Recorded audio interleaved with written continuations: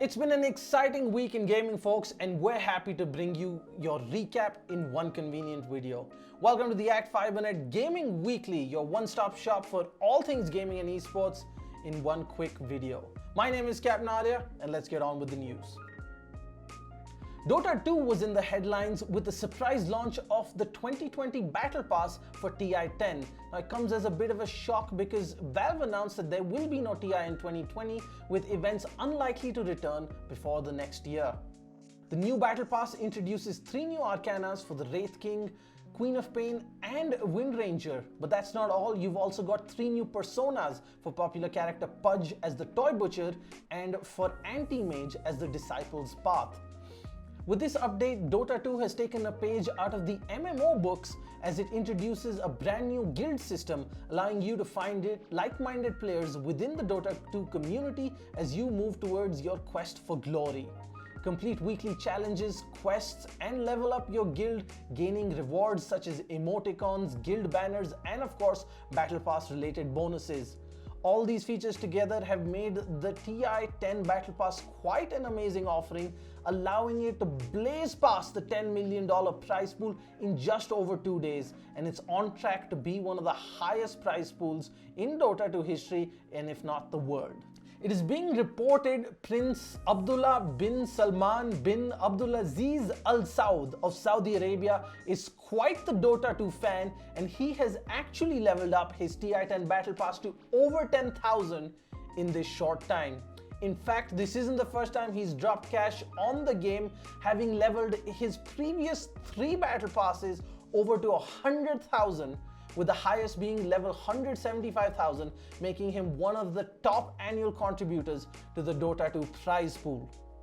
While this may seem like a rather expensive proposition for you and I, the prince was worth $2.7 billion back in 2017, so this is definitely one expensive hobby he can afford to have. More on news from around the country, and it seems roster shuffles are on the cards for a lot of pro teams across different games. Entity Gaming has come out and issued a statement as they have finally released their newly acquired Free Fire roster, citing the cheating scandal involving their substitute last week.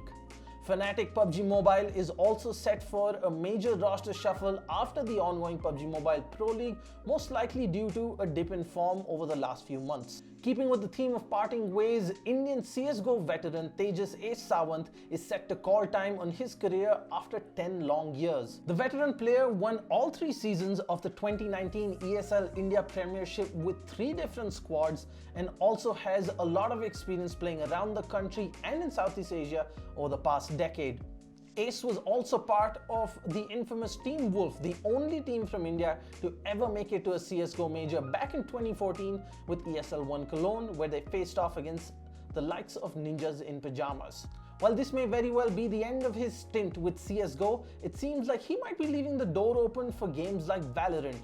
His statement reads as follows: "I've decided to leave competitive Counter-Strike for good. Playing almost 10 plus years, CS 1.6 included, I've made a lot of good memories, traveled around playing LAN events, made new friends, and it was an amazing experience throughout. But past couple of months, I've lost all motivation and will to play this game. If I want to compete in anything, I always give my best.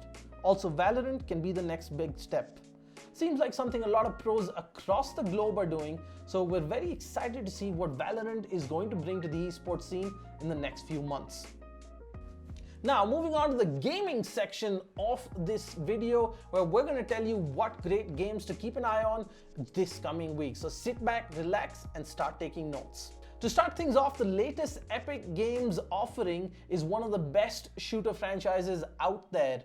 Borderlands: The Handsome Collection is free till the 4th of June on the Epic Store for PC and brings with it Borderlands 2, arguably the best game in the franchise, and Borderlands the pre-sequel, giving you a look at the iconic villain in the game, Handsome Jack. Borderlands brings a fantastic co-op shooter experience, and if you like loot and grindy games, this is definitely one worth trying, and considering it's free, definitely get a few friends on for a good few hours of fun. The biggest game launch this week needs no introduction. Valorant has been making headlines ever since it was revealed, and of course, let's not forget its phenomenal beta phase where it rose to the top of the Twitch charts, mainly because they were dropping keys only very few at a time. The game has got esports players and orgs scrambling across the globe as they look to find their place in what could very well be the future of FPS esports as we know it. Valorant, for those of you who are unfamiliar, is a 5v5 character-based shooter.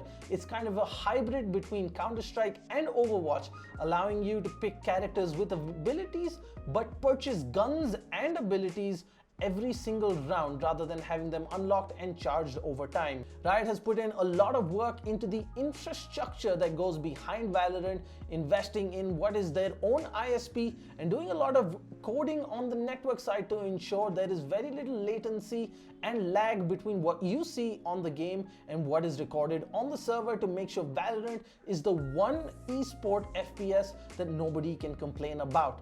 What do you think of Valorant? Are you excited? Is this going to finally dethrone Counter-Strike? We'd love to know in the comments below. Next up is a game that seems to have found a new lease on life, with popular streamers such as Summit1G picking it up and giving it several weeks of great airtime on Twitch.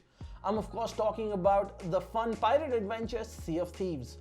Sea of Thieves is not new, but it is launching on Steam, becoming available to even more players after an initial period on just Xbox One and the Windows Store. Customize your pirate, command your very own ship with your own buddies as your crewmates as you sail the seven seas in search of treasure and all sorts of trouble. Sea of Thieves is definitely a game worth trying if you've got a bunch of friends and are looking for a great co-op adventure and are willing to invest a bit of time to just learn the mechanics. That's it for this week's list. Did we miss anything? Did you like our games recommended, or would you like us to change something? We'd love to hear from you, so let us know in the comments below. Now, that's definitely a few hundred GB worth of downloads to get done with in a week, and you're probably wondering that's gonna be difficult, but that's where we've got you covered. With the Act Fibernet Gaming Pack, not only will you get extra FUP every single month, but an industry-first speed boost on demand up to 300 Mbps if your area supports it. That way you don't have to wait time on patch days and launch days, and you can spend more time gaming. Head on over to actcorp.in/gaming, sign in with your Act user ID, and you can get started with the gaming pack. That's it for this week, folks. Thank you for tuning in to the Act Fibernet Gaming Weekly. My name is Captain Arya, and we'll see you same time, same place next week for all your roundup of gaming and esports.